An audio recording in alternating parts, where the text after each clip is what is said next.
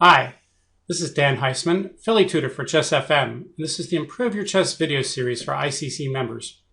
In today's game, we're going to look at a game that I played in a tournament many years ago, right after I got out of college. And something strange happened in this game, but I won't tell you what it is. We'll talk about it when it gets there. I thought it might be worth looking at. It's also kind of a typical game, maybe between someone at my level and someone at my opponent's level. I was paired with the president of the chess club that was holding the tournament, and I was an expert, and my opponent was a fairly reasonably strong B player. So let's get right to the game. I was white. I played E4.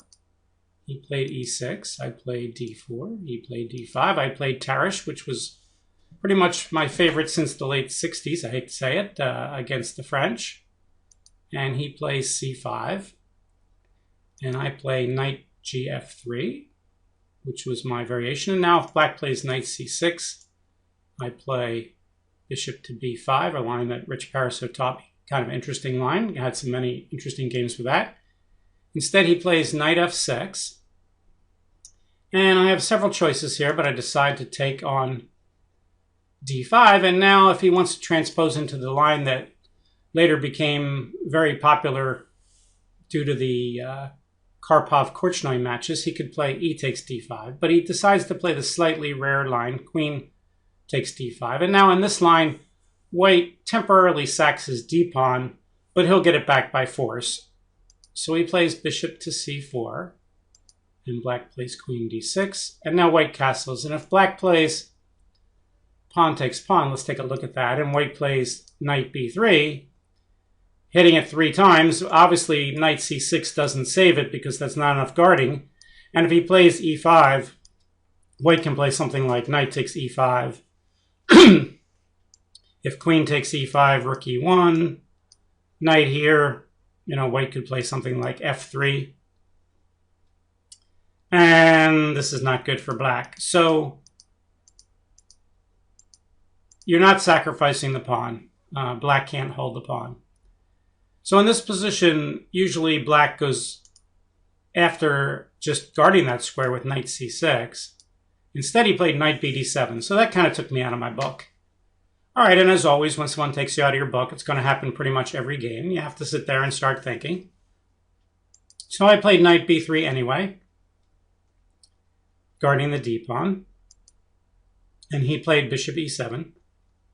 And now I thought it'd be a good idea to get a rook onto the D file.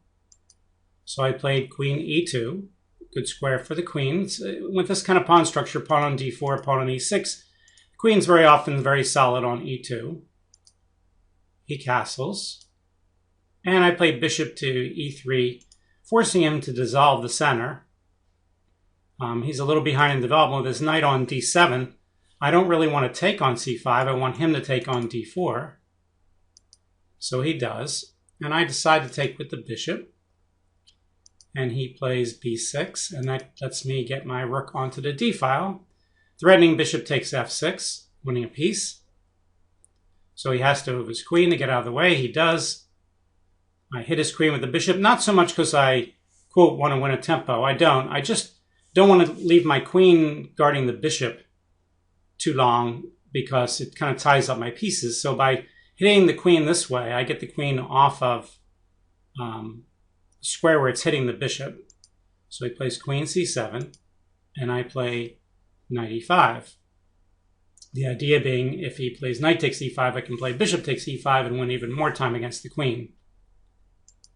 So he fianchettos the bishop, and that allows what they call a petite combination.